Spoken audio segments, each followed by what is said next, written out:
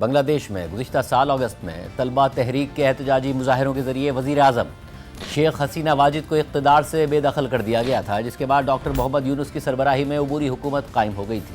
اور اب جب عبوری حکومت الیکشن کی تاریخ کا اعلان کر کے جمہوری پروسیس کے ذریعے سیاسی جماعتوں کو اقتدار کی منتقلی کی طرف آگے بڑھ رہی ہے، تو اچانک بنگلہ دیش میں حالات ایک بار پھر خراب ہو گئے ہیں۔ پرتشدد احتجاجی مظاہرے بھڑک اٹھے ہیں، توڑ پھوڑ اور جلاؤ گھیراؤ شروع ہو گیا ہے، عوام سڑکوں پر آ گئے ہیں اور ملک میں ایک دفعہ پھر افراتفری کی صورتحال پیدا ہو گئی ہے، مگر عبوری حکومت اسے اقتدار کی منتقلی کے عمل کو سبوتاژ کرنے کی سازش قرار دے رہی ہے اور حالات کی خرابی کے پیچھے بھارتی ہاتھ ہونے کے اشارے دیے جا رہے ہیں۔ بنگلہ دیش میں حالیہ پرتشدد مظاہرے شیخ حسینہ واجد کو اقتدار سے بے دخل کرنے والی طلبہ تحریک کا حصہ رہنے والے یوتھ لیڈر عثمان ہادی کے قتل کے تناظر میں بھڑک اٹھے ہیں۔ بنگلہ دیشی مظاہرین بھارت کو اس قتل سے جوڑ رہے ہیں۔ شیخ حسینہ واجد اور بھارت مخالف 32 سالہ ایکٹیوسٹ عثمان ہادی انقلاب مانچا نامی طلبہ تنظیم کے رہنما تھے اور انہیں بنگلہ دیش میں بھارت کے اثر و رسوخ اور مداخلت کا سخت ناقد سمجھا جاتا تھا۔ 11 دسمبر کو بنگلہ دیش کی عبوری حکومت نے ملک میں الیکشن کی تاریخ کا اعلان کیا تھا، جس کے مطابق 12 فروری 2026 کو بنگلہ دیش میں پارلیمانی الیکشن ہونے ہیں اور عثمان ہادی بھی الیکشن میں حصہ لینے کا ارادہ ظاہر کر رہے تھے، مگر اگلے ہی دن ان پر ڈھاکہ میں قاتلانہ حملہ کر دیا گیا۔ 12 دسمبر کو عثمان ہادی پر ڈھاکہ میں نامعلوم حملہ آوروں نے فائرنگ کر دی۔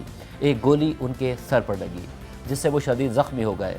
3 دن تک انہیں ڈھاکہ کے اسپتال میں ہی زیر علاج رکھا گیا، مگر پھر انہیں سنگاپور منتقل کر دیا گیا۔ مگر کل یعنی جمعرات کو جب یہ خبر سامنے آئی کہ عثمان ہادی زخموں کی تاب نہ لاتے ہوئے اسپتال میں دم توڑ گئے ہیں، تو بنگلہ دیش میں عوام مزید مشتعل ہو گئے۔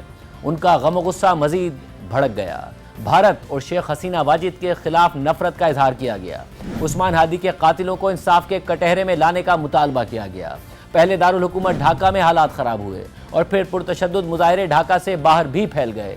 ہزاروں مظاہرین نے ڈھاکہ کی اہم عمارتوں اور دفاتر کا رخ کیا، وہاں توڑ پھوڑ شروع کر دی۔ بنگلہ دیش کے 2 بڑے اخبارات ڈیلی اسٹار اور پرتھم آلو کے دفاتر کو آگ لگا دی گئی اور دونوں اخبارات کا اسٹاف دفاتر کے اندر ہی محصور ہو گیا، تاہم بعد میں اسٹاف کو ریسکیو کر لیا گیا، جبکہ ڈھاکہ میں ہی ایک ثقافتی عمارت کو بھی نشانہ بنایا گیا۔ شیخ مجیب الرحمان کے گھر کو ایک بار پھر آگ لگا دی گئی اور عوامی لیگ کے دفاتر کو بھی نشانہ بنایا گیا۔ میڈیا رپورٹس کے مطابق بنگلہ دیش میں بھارت کے نائب سفیر کے گھر کا بھی گھیراؤ کرنے کی کوشش کی گئی، تاہم پولیس نے شیلنگ کر کے مظاہرین کو وہاں سے منتشر کر دیا۔ ساتھ ہی یہ رپورٹس بھی سامنے آئیں کہ بنگلہ دیش میں بھارت کے سفارت خانے کی طرف بھی مظاہرین نے مارچ کرنے کی کوشش کی، مگر پولیس نے انہیں روک دیا۔ اس کے علاوہ ڈھاکہ میں ایک ہائی وے کو بلاک کرنے کی اطلاعات بھی سامنے آئیں۔ اہم بات یہ بھی ہے کہ آج شام کو عثمان ہادی کی میت سنگاپور سے ڈھاکہ پہنچا دی گئی اور اب کل ان کی نماز جنازہ ادا کی جائے گی۔ بنگلہ دیش کی عبوری حکومت نے کل یوم سوگ کا بھی اعلان کر رکھا ہے۔ عثمان ہادی کے حامی ان کے قتل کو بھارت یا شیخ حسینہ واجد کی عوامی لیگ سے کیوں جوڑ رہے ہیں، اس حوالے سے بھی معلومات سامنے آ رہی ہیں۔ BBC کے مطابق 32 سالہ عثمان ہادی انقلاب مانچا نامی طلبہ تنظیم کا حصہ تھے اور بھارت کے ناقدین میں شمار ہوتے تھے۔ عثمان ہادی نے اعلان کر رکھا تھا کہ انہیں عوامی لیگ کے حامیوں کی جانب سے دھمکیاں مل رہی تھیں اور انہوں نے اس بارے میں سوشل میڈیا پر بھی لکھا تھا۔ سوشل میڈیا پر ایک پوسٹ میں انہوں نے یہ بھی لکھا تھا کہ انہیں کم از کم 30 مقامی اور غیر ملکی فون نمبر سے دھمکیاں ملی ہیں، جن میں ان کے گھر کو نظر آتش کرنے سمیت ان کی والدہ، بہن اور اہلیہ کو ریپ کرنے تک کی دھمکیاں دی جا رہی ہیں۔ بنگلہ دیش میں عام انتخابات کی تاریخ کے اعلان کے فوراً بعد ہی عثمان ہادی پر ہونے والے حملے نے بہت سے سوالات کو بھی جنم دے دیا ہے۔ عثمان ہادی نے گزشتہ سال شیخ حسینہ واجد کی حکومت کے خلاف مظاہروں کے دوران شہرت حاصل کی تھی۔ اس دوران انہوں نے عوامی لیگ کو شدید تنقید کا نشانہ بنایا تھا اور شیخ مجیب الرحمان کے تاریخی گھر پر ہونے والے مظاہروں میں بھی وہ شریک ہوئے تھے۔ بنگلہ دیشی حکام نے عثمان ہادی کے قتل کے کیس میں کئی افراد کو گرفتار کرنے کا دعویٰ بھی کر دیا ہے، جبکہ 2 مشتبہ افراد کی تصاویر بھی جاری کر دی ہیں اور ان کی تلاش میں مدد دینے والوں کو 50 لاکھ ٹکا کا انعام دینے کا اعلان کر دیا ہے۔ جبکہ بنگلہ دیشی مظاہرین یہ الزام بھی لگا رہے ہیں کہ عثمان ہادی پر فائرنگ کرنے والے حملہ آور بھارت سے آئے تھے اور بھارت ہی فرار ہو گئے ہیں، اور خود بنگلہ دیشی حکام بھی اسی رخ پر تفتیش کر رہے ہیں۔ بنگلہ دیشی اخبار پرتھم آلو کے مطابق بنگلہ دیشی حکام بھارت پر زور دے رہے ہیں کہ عثمان ہادی کے قتل میں ملوث افراد کی حوالگی یا گرفتاری میں تعاون کیا جائے۔ عثمان ہادی پر فائرنگ کے بعد بنگلہ دیش میں بھارتی ہائی کمشنر کو بنگلہ دیشی دفتر خارجہ میں طلب کیا گیا تھا اور مطالبہ کیا گیا تھا کہ اگر عثمان ہادی پر حملہ کرنے والے افراد بھارت میں داخل ہو جائیں تو انہیں گرفتار کر کے واپس بھیجا جائے۔ وزارت خارجہ نے اپنی پریس ریلیز میں بتایا کہ عثمان ہادی پر فائرنگ میں ملوث ملزمان کو بھارت فرار ہونے سے روکنے کے لیے بھارت سے تعاون طلب کیا گیا ہے اور یہ بھی کہا گیا ہے کہ کہ اگر ملزمان پہلے ہی بھارتی حدود میں داخل ہو چکے ہیں تو انہیں فوراً گرفتار کر کے بنگلہ دیش کے حوالے کیا جائے۔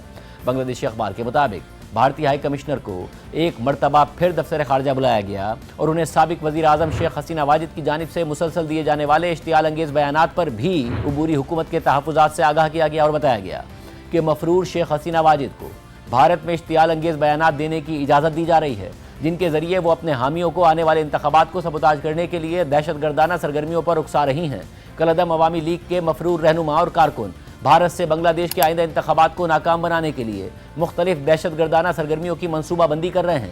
بنگلہ دیش نے بھارت سے مطالبہ کیا ہے کہ ان دہشت گردوں کو گرفتار کر کے بنگلہ دیش واپس بھیجا جائے۔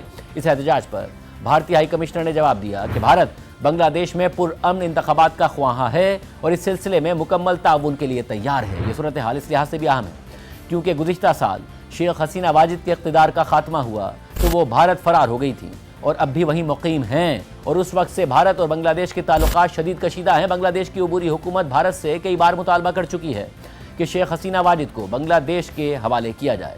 گزشتہ مہینے جب بنگلہ دیش کے ایک ٹریبیونل کی جانب سے طلبہ تحریک کو کچلنے کے لیے انسانیت کے خلاف جرائم پر شیخ حسینہ واجد کو سزائے موت سنائی گئی تھی تو تب بھی عبوری حکومت نے باضابطہ طور پر بھارت سے کہا تھا کہ شیخ حسینہ واجد کو بنگلہ دیش کے حوالے کیا جائے، مگر بھارت کی جانب سے اس کا جواب نہیں دیا گیا۔ کل جب طلبہ تحریک کے رہنما عثمان ہادی کی موت کی تصدیق ہوئی تو بنگلہ دیش کی عبوری حکومت کے سربراہ ڈاکٹر محمد یونس نے عوام سے خطاب کیا اور کہا کہ عثمان ہادی کی موت قوم کے لیے ناقابل تلافی نقصان ہے۔ خوف، دہشت یا خون ریزی کے ذریعے ملک کا جمہوریت کی جانب سفر روکا نہیں جا سکتا۔ اس کے بعد پرتشدد احتجاجی مظاہروں کے حوالے سے عبوری حکومت نے باضابطہ بیان بھی جاری کیا، جس کے مطابق بنگلہ دیشی حکومت تمام شہریوں سے اپیل کرتی ہے کہ وہ چند عناصر کی جانب سے کیے جانے والے موب وائلنس کی ہر شکل کے خلاف مزاحمت کریں۔ ہم تشدد، دھمکیوں، جلاؤ گھیراؤ اور املاک کی تباہی کے تمام اقدامات کی سخت مذمت کرتے ہیں۔ یہ ہماری قومی تاریخ کا ایک نہایت نازک وقت ہے کہ جب ہم ایک تاریخی جمہوری منتقلی کی طرف بڑھ رہے ہیں۔ ہم نہ تو یہ اجازت دے سکتے ہیں اور نہ ہی دیں گے کہ اس عمل کو وہ چند افراد ڈیریل کر دیں جو انتشار پھیلاتے ہیں اور امن پسند نہیں ہیں۔ آنے والے انتخابات اور ریفرینڈم محض سیاسی سرگرمیاں نہیں ہیں، بلکہ یہ ایک سنجیدہ قومی کمٹمنٹ ہے اور یہ وعدہ اس خواب سے جدا نہیں ہے کہ جس کے لیے شہید عثمان ہادی نے جان دی ہے۔ ان کی قربانی اور یاد کو عزت دینا تحمل، ذمہ داری اور نفرت کو مسترد کرنے کے عزم کا تقاضا کرتا ہے۔ عبوری حکومت کے بیان کے مطابق ڈیلی اسٹار اور دیگر اخبارات جن کے دفاتر جلائے گئے ان کے صحافیوں سے یہ کہنا چاہتے ہیں کہ ہم آپ کے ساتھ کھڑے ہیں۔ آپ نے جس خوف اور تشدد کا سامنا کیا اس پر ہمیں گہرا افسوس ہے۔ قوم نے آپ کی جرأت اور برداشت کو دیکھا ہے۔ صحافیوں پر حملے خود سچ پر حملہ ہیں۔ ہم آپ سے مکمل انصاف کا وعدہ کرتے ہیں۔ ساتھ ہی ہم ایک ہندو شخص کے ہجوم کے ہاتھوں قتل کی شدید مذمت کرتے ہیں۔ نئے بنگلہ دیش میں اس طرح کے تشدد کی کوئی جگہ نہیں ہے۔ اس گھناؤنے جرم کے مرتکب افراد کو نہیں بخشا جائے گا۔ اس نازک گھڑی میں ہم ہر شہری سے اپیل کرتے ہیں کہ وہ تشدد، اشتعال انگیزی اور نفرت کو مسترد کر دیں اور اس کے خلاف مزاحمت کر کے شہید عثمان ہادی کو خراج عقیدت پیش کریں۔ اس کے علاوہ عبوری حکومت کے ثقافت کے مشیر مصطفیٰ سرور نے ڈھاکہ میں نظر آتش کی گئی بنگلہ دیشی ثقافتی عمارت کا دورہ کیا اور میڈیا کو بتایا کہ نقصان کا اندازہ لگا کر تمام مرمتی کام مکمل کر کے ادارے کو جلد بحال کرنے کے لیے ہر طرح کا تعاون کیا جائے گا۔ ایک صحافی کے سوال کے جواب میں انہوں نے کہا کہ یہ یقیناً انتخابات کو سبوتاژ کرنے کی سازش ہے۔ آج ہمیں شہید عثمان ہادی پر بات کرنی تھی، آج ہمیں غم زدہ ہونا تھا، مگر موضوع کس نے بدلا؟ اخبارات کے دفاتر اور اداروں پر حملہ کس نے کیا؟ جنہوں نے یہ کیا وہ بنگلہ دیش میں ڈیموکریٹک ٹرانزیشن نہیں چاہتے۔